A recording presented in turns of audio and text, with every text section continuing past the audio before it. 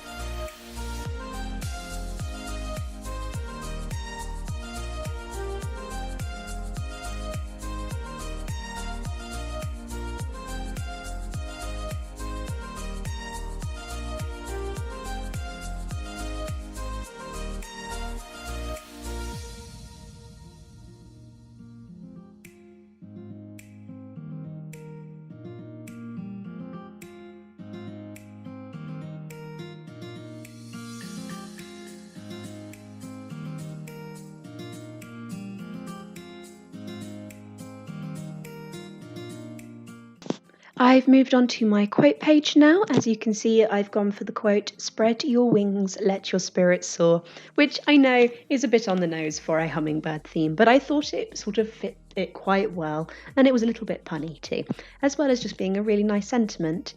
I've just used my super tips to add some colour in, and then adding a frame around the letters with one of my Fineliners before using my jelly roll just to add a little bit of a white highlight on those letters.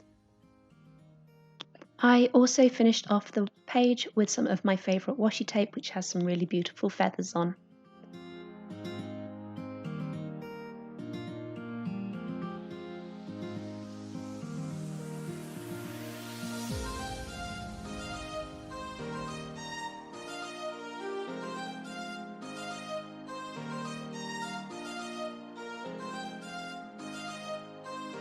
Over the last couple of months, I've really had to learn to be quite economical with my bullet journal and really focus on only including spreads that I actively use and find helpful to keep me organized in my day-to-day life. I sometimes feel I get a bit carried away with having lots of different spreads that are really artistic and beautiful that then sit there and are empty all the way through the month. And it's not very practical to do that. So I've decided this month to only really have a calendar spread with my habit trackers included on this spread. I know that seems a little bit of a shame compared to some of the beautiful bullet journals you see out there, but I really just wanted to make this incredibly practical and for it to work well for what I need. I also think that's one of the really wonderful things about bullet journaling is even though there are lots of techniques and things we can use that are quite traditional with bullet journaling, we can also adapt them and make them our own to make it work for us. So I'm just adding in some trackers on the right hand side there. I'm only including 4 this month because there's actually not that much I want to track particularly over the upcoming weeks. And I've just added some colour on there as well. Then at the bottom in that space, I'm adding some more little doodles of my hummingbirds and some more of those fuchsias.